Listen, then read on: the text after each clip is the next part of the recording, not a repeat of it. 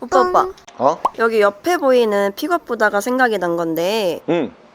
우리나라 픽업은 저 뒤에 응. 탑 달려있는 차들 되게 많잖아요. 왜 그런 거예요? 우리나라는 픽업을 출고할 때 저 탑을 안 달고 그 차가 그대로 중고차로 들어오잖아? 그럼 중고차에서 판매하기가 되게 힘들어져. 매물 순환 기간이 되게 오래 걸리거든? 근데 그 부분은 우리나라만의 특징인 것 같기도 해. 그러니까 픽업을 전 세계에서 가장 사랑하는 나라가 미국이잖아. 네. 근데 미국에서는 저런 탑 달린 트럭을 거의 볼 수가 없단 말이야. 그냥 순정 상태, 오픈이 돼 있는 상태로 차를 더 많이 볼 수가 있거든. 그래서 나도 생각을 해봤는데 아무래도 날씨 영향이 좀 있지 않을까 이런 생각이 들기도 하거든. 우리나라는 여름에 비가 굉장히 많이 오고 겨울에 눈도 많이 오잖아. 네. 근데 미국 같은 경우에는 뭐 주마다 워낙 땅이 크다 보니까 날씨가 조금씩 차이는 있겠지만 날씨가 1년 내내 온화한 쪽도 있을 거 아니야. 그런 쪽에서 굳이 저 탑을 달 필요가 없잖아. 그리고 차를 사용하는 용도도 좀 다른 것 같은 게 우리나라 같은 경우에는 픽업을 일반 데일리카 그리고 뭐 레저 활동용 아니면은 뭐 이제 업무용 이렇게 다방면으로 사용을 하잖아. 근데 미국에서 픽업의 역할은 진짜 전천후야. 그래서 저 뒤에다가 별의별 짐을 다 싣고 다니거든. 내가 뭐까지 봤냐면은 냉장고, 우리가 생각해보면 냉장고 되게 크잖아. 네. 근데 냉장고를 저기다 올려야 되는데 위에 탑 있으면은 안 들어갈 거 아니야. 그렇죠. 그리고 에어컨, 세탁기 이런 부피가 큰 가전제품을 미국 사람들은 그냥 자기 차에다가 뒤에 실어버리더라고. 근데 우리나라에서는 그 부분이 굳이 그럴 필요가 없는 게 우리는 용달 문화라고 하는 게 발달이 잘 돼 있잖아. 좀 부피가 큰 짐은 뭘 우리가 먼저 생각해? 1톤 포터를 불러서 옮기면 되겠구나 이렇게 생각을 하잖아. 그래서 이런 문화 차이 때문이라도 국내에서는 탑 달려있는 픽업이 선호도가 좋고 그리고 해외에서는 탑 달려있는 픽업은 그렇게 선호도가 좋지가 않은 것 같아. 아, 다 그런 이유 때문에 그런 거였네요. 응. 근데 확실히 예전보다는 픽업 종류가 늘어나고 응. 찾으시는 분들도 늘어난 것 같은데 응. 중고차로 좀 잘 팔리나요? 생각보다 중고차에서 픽업의 이 거래량이 되게 활발해.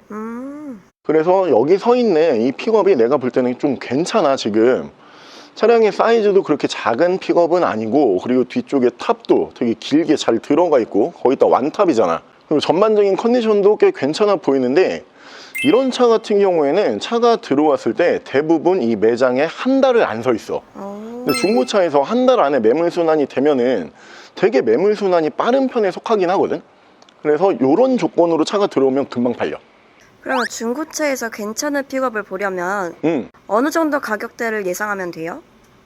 뭐 차종별로 가격 차이는 조금 있겠지만 내가 큰 돈 쓸 생각이 없어. 그러면은 한 1,000만 원대? 1,000만 원대인데 1,000 초중반 요 정도면은 괜찮은 차 나올 거야. 그래요? 응. 그럼 사륜도 그 정도 가격이면 구매 가능해요?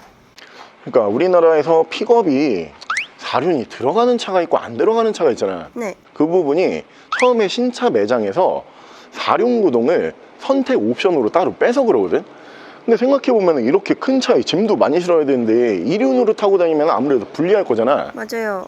그래서 그전에는 4륜 구동 모델이 1,000만 원 초중반대에 나오는 경우가 그리 많지가 않았단 말이야. 근데 요즘에는 전반적인 시세가 다 떨어져 있잖아.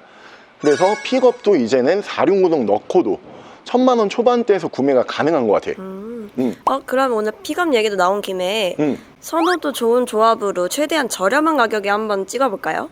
선호도가 좋으려면 일단 완탑 달려 있어야 되고 비교적 주행거리 짧아야 되고 4륜 들어가야 되는데 가격은 한 1,000만 원 초반대. 그럼 그런 조건으로도 요즘에는 차가 나오니까 차를 한번 찾아보자. 가자. 그 차가 바로 짜잔 이 차거든요. 평일 데일리카부터 주말 레저 용도까지 다방면으로 폭넓게 사용하시기에 좀 좋은 모델이죠.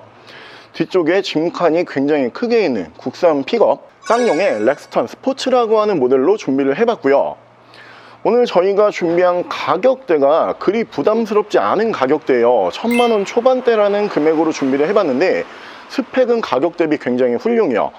일단 픽업을 보시는 분들 사이에서 가장 선호도 좋은 완탑 하드 케이스가 뒤쪽에 이렇게 보이실 거예요.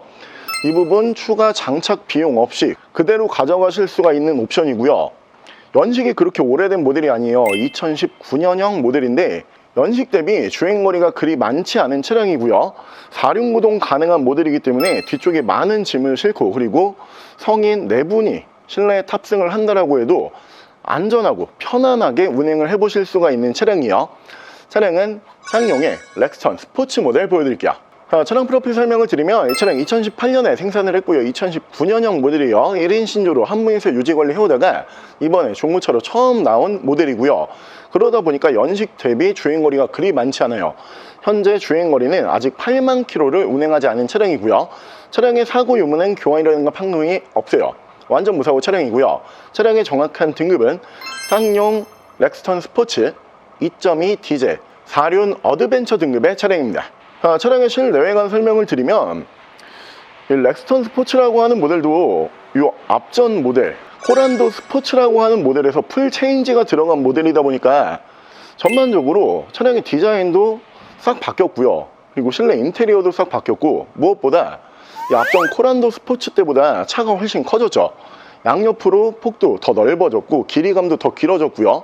저 옆쪽에 보이는 콜로라도라고 하는 또 국내에 정식 수입됐던 픽업 트럭이 한 대 있는데, 두 대의 가장 큰 차이점이 이 차량 같은 경우에는 주력 엔진이 휘발유 엔진이었고, 이 모델 같은 경우에는 주력 엔진이 디젤 엔진이었기 때문에 아무래도 연비에 대해서 좀 걱정을 많이 하시는 분들 같은 경우에는 콜로라도보다는 렉스턴 스포츠를 이 당시에 많이 구매를 하셨던 걸로 기억을 하고 있고요. 자, 외관 옵션은 양쪽으로 제논 램프 보실 수 있고 LED 주간 주행등 보실 수 있고요. 차량의 바디 컬러는 선호도 좋은 블랙 바디, 검정색 바디로 보실 수 있는 차량이에요. 휠은 정품에 사용하고 있고 타이어 트레드는 약 60% 정도 남아 있고요. 위쪽으로 보시면은 순정 루프바를 보실 수 있고요. 실내에서 인테리어와 마감 보여드리면, 실내 인테리어는 픽업 모델 말고 일반 렉스턴이라고 하는 SUV 모델이 또 따로 있잖아요. 그 차량이랑 실내 인테리어는 거의 똑같은 인테리어를 사용을 했던 모델이고요. 4륜 기능은 전자식으로 들어가다 보니까 사용하기에 좀 편리해요. 그리고 시트 유지 관리 상태가 굉장히 깔끔하면서 1인 신조 모델답게 1열부터 어디를 보셔도 깨끗한 모습으로 보실 수가 있는 차량이고요. 자, 2열 공간성 보여드리면 아무래도 픽업이라고 하는 장르 자체가 저 뒤쪽에 이 적재 공간을 넓게 사용을 해야 되는 모델이기 때문에 2열 공간성이 그렇게 넓은 모델은 사실 그렇게 많지가 않아요. 지금 이 모델 같은 경우가 무릎 공간이 그렇게 좁진 않고 머리 공간도 그렇게 불편하지가 않은 차량이다 보니까 성인 4분이서 잠깐 이동하시기에는 큰 무리가 없을 정도의 2열 공간성이고요. 2열도 시트 유지 관리 상태는 굉장히 깨끗하고요. 중앙으로 보시면은 순정 송풍구가 2개 빠지는 차량이에요. 자, 적재 공간 보여드리면은 픽업에서 가장 중요한 부분은 이 적재함이죠. 우리가 중고차에서 픽업 같은 경우에는 여기만 딱 열어봐도 앞전 차주분께서 차를 어떻게 사용했는지가 금방 보여요. 오늘 이 차량 같은 경우에는 바닥에 우레탄 쪽 보시면은 기본 바닥 그리고 양옆에 그리고 전면부까지 스크래치가 거의 없죠. 이런 모델들은 현장에서 사용했던 차량이 아니고 개인이 자가용으로 썼을 확률이 훨씬 높은 차량들이고요. 뒤쪽에 트렁크 닫고 리어 디자인 보여드리면 픽업의 리어 디자인은 사실 다 비슷비슷하게 생겼어요. 대부분 직선 위주의 디자인이고 일자 면으로 이렇게 디자인 마감되는 부분을 보실 수 있고요. 아무래도 가장 중요한 부분은 이 탑이거든요. 국산 픽업 같은 경우에는 이렇게 탑이 달려서 중고차로 들어오는 경우가 있고, 탑 없이 순정 상태, 처음에 차를 받았을 당시의 상태로 차가 들어오는 경우들도 있는데, 매물 회전 유리라든가 아니면 중고차 선호도 면으로 봤을 때는 이 부분이 달려있는 이 탑이 올라가 있는 차가 훨씬 선호도가 좋긴 하거든요. 근데 이 부분도 사실 공짜는 아니죠. 신차를 출고를 받은 다음에 추가 옵션으로 올려야 되는 부분이기 때문에 저 원탑 기준으로 한 200에서 300만 원 정도 한다라고 알고 있거든요. 추가 비용을 지불할 필요 없이 완탑은 이미 들어가 있는 차량이고요. 실내 옵션 보여드릴게요. 옵션은 차량 자세 제어 장치, 내리막길 밀림 방지 버튼, HMI 패스 룸밀러, 내비게이션, 후방 카메라, 1열에서 양쪽으로 열선 시트 들어가고요. 전자식 4륜 버튼, 엔진 스타트, 핸들 열선, 크루즈 컨트롤. 차량의 정확한 주행 거리는 79,869km, 아직 8만 km를 운행하지 않은 차량이고요. 자, 요즘에 중고차 시장 경기가 그렇게 좋지가 않다 보니까 전반적인 모든 차량의 매물 가격이 밑으로 좀 내려가 있는 상황이죠. 오늘 저희가 준비한 이 모델, 그러니까 픽업 중에서도 4륜 구동이 가능하고 1인 신조에 사고 없었고 주행거리가 비교적 짧았던 차량들 같은 경우에는 그 전에 시세가 한참 좋았을 때를 생각을 해보면은 그래도 1,000만 원 후반에서 2,000 초반 정도에서는 계속 매물 가격이 왔다 갔다 했었는데, 이제는 매물 가격적인 부분에서 그렇게 큰 부담은 없는 것 같아요. 차량 가격은 1,350, 1,350만 원에 구매가 가능하고요. 옆에 보이는 이 차량에 대해서 더 궁금한 점이 있으신 분들은 저희 대표 전화번호로 연락을 주시고요. 전액 할부 가능하고요. 전국 탁송 거래 가능하고요. 대차 거래 해드리고 있고 폐차 대행까지 해드리고 있습니다. 자, 지금까지 선마이카 조부장이었습니다.